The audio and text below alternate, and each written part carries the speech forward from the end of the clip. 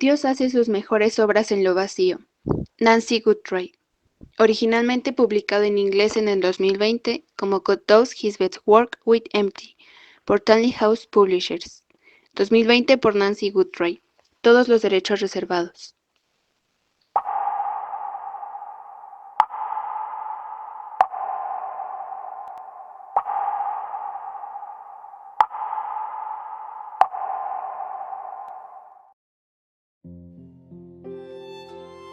Capítulo 2, tercera parte.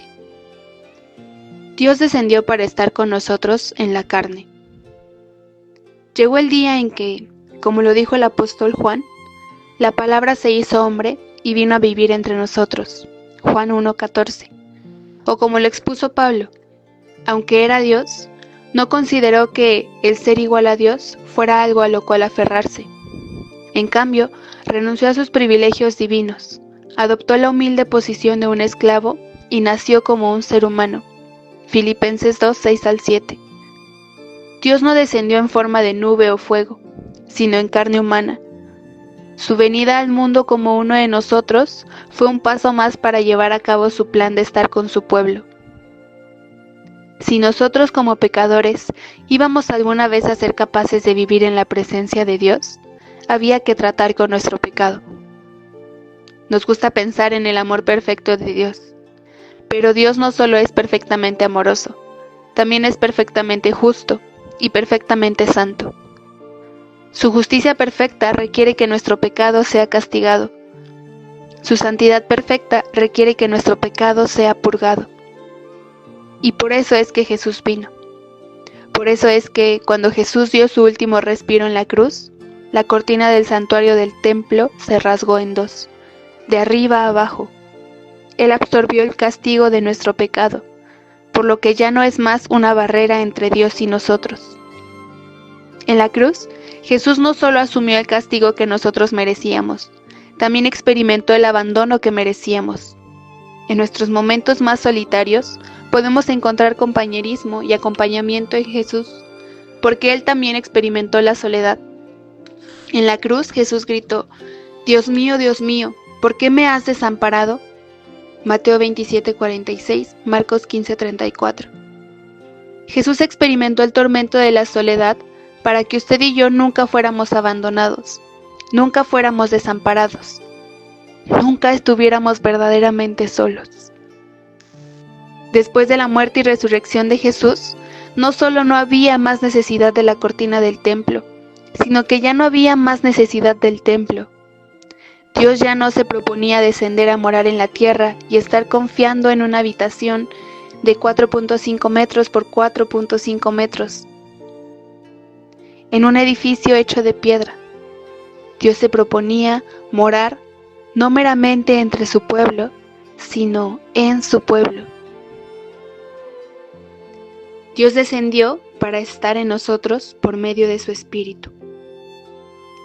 40 días después de su resurrección, Jesús ascendió al cielo, y por un tiempo a todos aquellos que lo amaban les pareció que se había ido para siempre.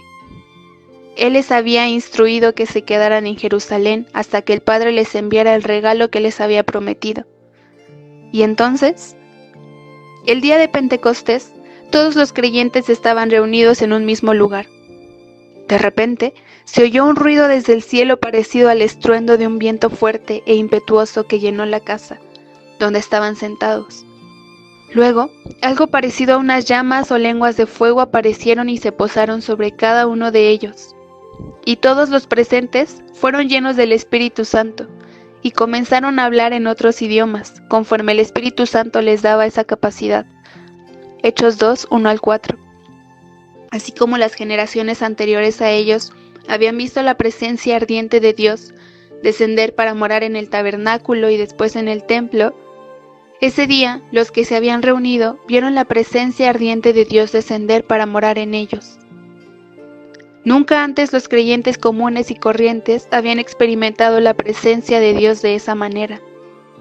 Seguramente, en ese momento los discípulos recordaron lo que Jesús les había dicho en la habitación de la planta alta, la noche antes de que fuera crucificado. Yo le pediré al Padre, y Él les dará otro abogado, defensor, quien estará con ustedes para siempre. Me refiero al Espíritu Santo, quien guía a toda la verdad. El mundo no puede recibirlo porque no lo busca ni lo reconoce, pero ustedes sí lo conocen, porque ahora Él vive con ustedes y después estará en ustedes. Juan 14, 16 al 17. Usted y yo no estábamos allí ese día en particular de la historia redentora, cuando el Espíritu Santo de Dios llegó a ser visible al descender, a vivir dentro de quienes habían puesto su fe en Cristo. Pero la presencia del Espíritu en nuestra vida no es menos real. Si ha llegado a estar unido a Cristo por fe, es solo porque el Espíritu ha hecho en usted la obra de darle vida espiritual. La forma en que lo hizo fue amarrándolo, atándolo, uniéndolo a Cristo. Tenemos que hablar de llegar a ser cristianos como si se tratara de una decisión que hemos tomado, o como un ritual que hemos experimentado. Pero la Biblia habla de esa realidad que nos salva, nos asegura y nos sostiene principalmente como el estar unidos a Cristo. Jesús nos llama a arrepentirnos y a creer. Cuando aceptamos ese llamado a través de nuestro arrepentimiento y de nuestra fe, llegamos a unirnos espiritualmente y corporalmente a la persona de Jesucristo, crucificado, resucitado y vivo para siempre. Ocurre de tal forma que trasciende de manera gloriosa nuestra comprensión finita. El Espíritu Santo nos ata a Cristo y nos sella en Cristo para que nunca lleguemos a estar separados. Solo piensa en el simbolismo vivido que la Biblia usa para ayudarnos a entender esa conexión. Jesús es la vid y nosotros somos las ramas. Jesús es la cabeza y nosotros somos su cuerpo. Cristo es el fundamento y nosotros somos piedras vivas, unidas al fundamento. Cristo es el esposo y nosotros somos la esposa, unida a Él en un matrimonio eterno. El Espíritu Santo nos une a Cristo y crea en nosotros un hambre de comunión con Cristo. Eso significa que la soledad que usted siente en realidad podría ser obra del Espíritu Santo en su vida. Él es quien lo impulsa hacia la búsqueda de una mayor intimidad con el amante de su alma. Nuestros tiempos de soledad nos preparan para disfrutar la comunión íntima con Cristo.